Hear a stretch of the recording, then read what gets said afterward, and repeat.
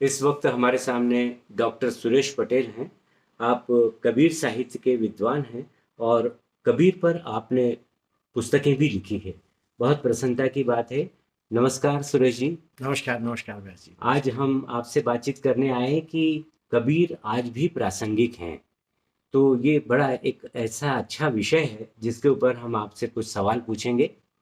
तो आप सबसे पहले कृपया ये बताएं कि भागम भाग की आज की जिंदगी में कबीर की सामाजिक अवधारणा को आप कैसे देखते हैं? बिल्कुल, ठीक कहा व्यास जी। कबीर सिर्फ हमारे देश और समाज के लिए प्रासंगिक नहीं है, बल्कि वे आज पूरी दुनिया के लिए प्रासंगिक हैं। जी। और पूरी दुनिया जिस तरह से चल रही है, उसमें हम देख रहे हैं कि वो किस तरह लोभ में, लालच में, नफ़रत में, हिंसा में चली जा रही है। तो कबीर साहब ने इसको इस तरह से कहा कि जो प्रकृति है, प्रकृति हमको हमारी ज़रूरतें तो पूरी कर सकती है, परंतु वो हमारे लालच को पूरा नहीं कर सकते। हम्म। अभी हमें तरह तरह के मनुष्य के भीतर लालच पैदा हो गए हैं। एक दूसरे दूसरे दूसरे देश को, एक राजनीतिक पार्टी दूसरी राजनीतिक पार्टी को, एक जो अ, धर्म सत्ता है दूसरी धर्म सत्ता को, जी। सभी लोग एक दूसरे को अटैक करने की कोशिश कर रहे हैं। ऐसे उन्होंने कहा कि साईं इतना दीजिए जामे कुटुंब समाए, हम्म। मैं भी भूखा ना रहूं साधु न भूखा जाए। यदि वाह। हम इस अवधारणा को लेके चलेंगे, जिसमें सभी तरह के लोगों का निवास है, सभी तरह के लोगों का विश्वास है और सभी तरह के लोगों की प्रतिपूर्ति होती बहुत है सुंदर। जी। 15वीं शताब्दी के निर्भीक वक्ता, खरी बात कहने वाले कबीर दिशाहीन समाज को प्रकाश स्तंभ की तरह मार्ग दिखलाते हैं। और वो जो मार्ग दिखाते हैं वो किस प्रकार का है? देखिए, यदि हम कबीर साहब के समय की बात करें, जी। तो वो 1398 में जन्म लेते हैं। हाँ हाँ। 1518 तक उनका जीवन काल रहता है। हम्म। उस समय के समय काल को देखें तो विदेशी आक्रांताओं द्वारा हमारे समाज पे तरह तरह के आक्रमण किए जा रहे थे। समाज बहुत बुरी तरह से टूटा हुआ था और निराशा में डूबा हुआ था, क्योंकि हम जातिगत रूप से बटे हुए थे, हम धर्म में बटे हुए थे, जी। हम अमीरी गरीबी में बटे हुए थे, हम जातियों में बटे हुए थे। तो कबीर साहब, और ना सिर्फ कबीर साहब, बल्कि ऐसे मध्यकाल में करीब 150 संत ऐसे हुए हैं जिन्होंने समाज को जोड़ने की बात की। तो जब तक हम और यही फिर आगे चल के स्वतंत्रता संग्राम के आंदोलन में हुआ, जो कि महात्मा गांधी ने किया, कि यदि हम सब लोग जुड़ के मिलकर यदि कोई काम नहीं करेंगे तो हमारे समाज बिखरता चला जाएगा, टूटता चला जाएगा। तो उनका एक बड़ा काम था कि एकता, अखंडता, प्रेम, स्नेह, दया, सहिष्णुता, यही वो तत्व हैं जिनके द्वारा समाज आपस में जुड़ सकता है। बहुत सुंदर। हमने किसी किताब में पढ़ा था कि कबीर व्यावहारिक सामाजिक सरोकार में सफल हैं। तो वो कैसे, कृपया बतलाएं। कबीर साहब ने जो कुछ भी कहा वो सब कुछ व्यवहारिक कहा। जी। उन्होंने कहा कि हम सरल और सहजता से जितना रहेंगे, हम्म। सहज और सरलता से जितनी चीज़ों को समझेंगे, उतनी अच्छी तरह से हमारी समस्याओं का निदान होगा। तो सरलता, सहजता, उन्होंने कहा सहज सहज सब कोई कहे, सहज न चीन्हे कोई, जो साहिब सहजे कहे, सहजे साहिब मिले, सहज समझिए का है। उन्होंने बहुत प्रकार के जो आडंबर थे, बहुत प्रकार के जो ऐसी क्रियाएं थी, जैसे कंदराओं में जाके रहने, गुफाओं में जाके रहने की, कांटों पर सोने की, आग धूनी में जलने, इस तरह की उन्होंने कहा कि इस तरह से हमें कुछ भी प्राप्त नहीं होगा, सहजता से प्राप्त होगा। और हम अपने आप को दिन प्रतिदिन सहज बनाएं। साधो सहज समाधि साधो भली। सहज समाधि भली, आंख न मूंदूं कान न रूंधूं, काया कष्ट न धारूं, खुले नैन से हंस हंस देखूं, सुंदर रूप निहारूं। क्या बात। प्रकृति का इतना सुंदर रूप है, हाँ। यही ईश्वर है। हम्म। इसको हम अलग से आंख बंद करके कहाँ से देखेंगे उसको। बहुत बढ़िया। जी। अच्छा, शरीर, आत्मा और ब्रह्म के बीच कबीर साहब ने जो ताना बाना बुना है, ये गूढ़ बात को आप कृपया हमारे सुनने वालों को सरल करके कहिए।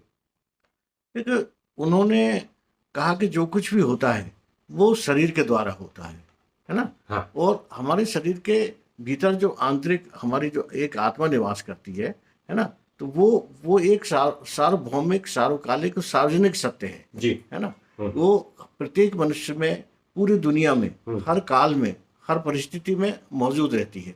तो उन्होंने कहा कि जब तक हमारा मन कहीं भाग रहा है, शरीर कहीं भाग रहा है, काम हम कुछ और कर रहे हैं, इन सब की एक रूपता, साधो एक रूप सब माही, जी। सभी में एक एक रूपता है। और जब तक हम अपने शरीर की, मन की और आत्मा की रूपता को एक रूप नहीं करेंगे, तब तक हमें कुछ भी प्राप्त नहीं हो सकता। उन्होंने अलग से किसी ब्रह्म की कल्पना नहीं की, उन्होंने अलग से किसी और दूसरी सत्ता की कल्पना न की। उन्होंने कहा जो कुछ इससे घट अंदर बाग बगीचे इसी में सृजनहारा, इस शरीर के अंदर ही सब कुछ मौजूद है। यदि आप उसको आत्म की तरफ देखते हुए करोगे तो आपको वो सभी चीजें प्राप्त हो जाएंगी जो आप बाहर जिनको ढूंढ रहे हो। मुख्य तो ढूंढने वाला है, यदि हमारे भीतर ही वो सब कुछ है। उन्होंने ऐसे कई पद कहे, मोह को कहाँ ढूंढे रे बंदे, मैं तो तेरे पास में, है ना जी। मीरा ने गिरधर गोपाल को माना, तुलसी ने राम को माना, रसखान ने कृष्ण को माना, सूरदास ने बाल सखा मानकर श्री कृष्ण के लिए आंसू बहाए। लेकिन कबीर साहब ने सदगुरु को आधार मानकर उन्होंने लिखा भी है कि मोहे सदगुरु संत मिला, सखीरी मोहे सदगुरु संत मिला, मेरे मन की तपत बुझा। तो ये मन की तपत क्या है? ज्ञान की प्यास है या कुछ और है? हाँ, देखिए, ज्ञान पिपासा जिज्ञासा से प्राप्त होता है। अच्छा। है ना। ज्ञान जो है, हमें जब तक जिज्ञासा नहीं होगी तब तक, प्रेम भी जिज्ञासा से मिलता है, प्रेम भी तड़प से मिलता है।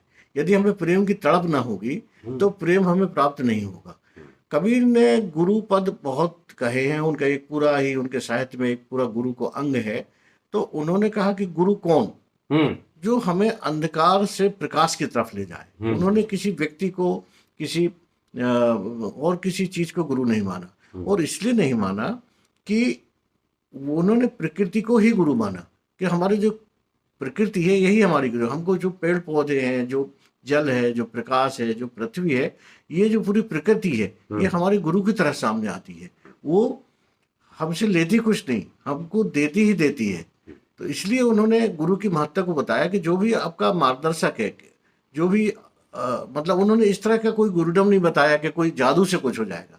उन्होंने जो भी आपका मार्गदर्शक है, जिनके प्रति आप प्रेम करते हो, उनको ही उन्होंने गुरु बताया कि जिससे हमें ज्ञान प्राप्त हो सकता है और जो हमें अंधकार से प्रकाश की तरफ ले जाए, वो गुरु है। तो उन्होंने इस तरह की गुरु की कल्पना की, गुरु की महिमा बनाई।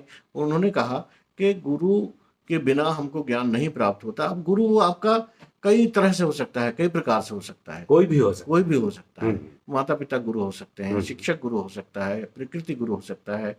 जो भी आपको सूट करता है, जो आपको अंधकार से प्रकाश की तरफ ले जाता है, वह आपका गुरु हो सकता है। इस तरह से उनकी गुरु की अवधारणा थी जी।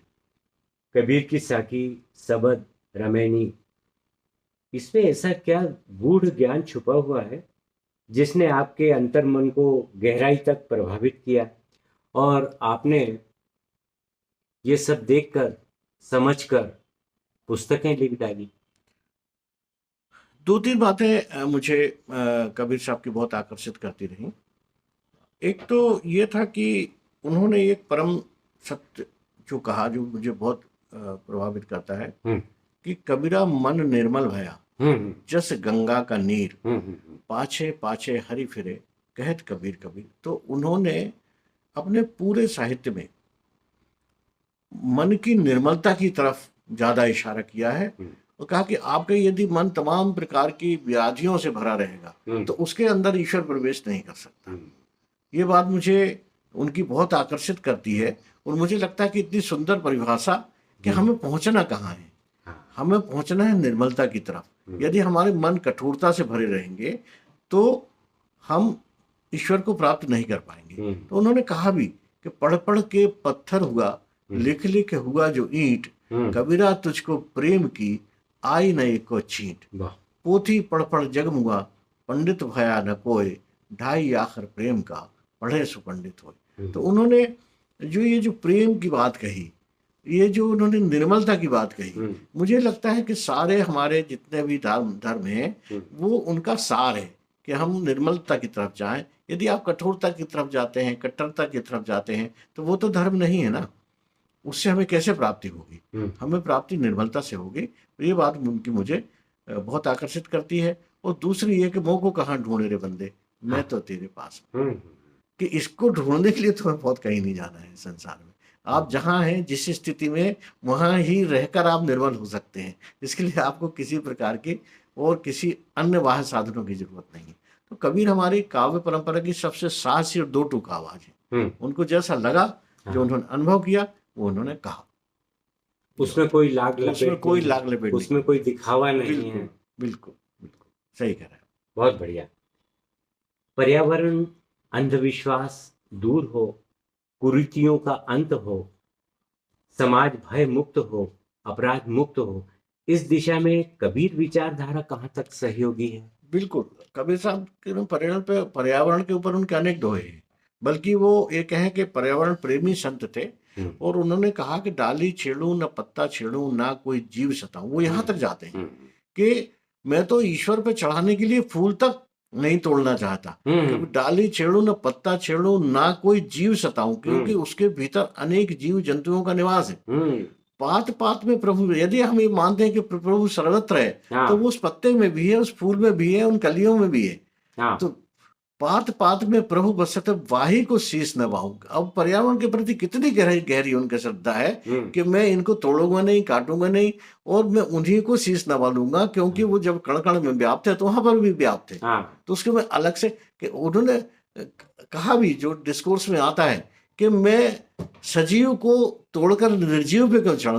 और एक इस तरह से भी कहा है उन्होंने कि तुझी को तुझ पर क्या चढ़ाऊं मैं। हम्म। यदि तू ईश्वर है, तो और तू यदि फूल में भी है, पत्ते में भी है, और मूर्ति में भी है, तो तुझी को तोड़कर तुझी पर क्या चढ़ाऊं मैं, है। तो ये उन्होंने इस तरह से अपनी बात को कहा। ठीक। दूसरी बात उन्होंने अंधविश्वास को।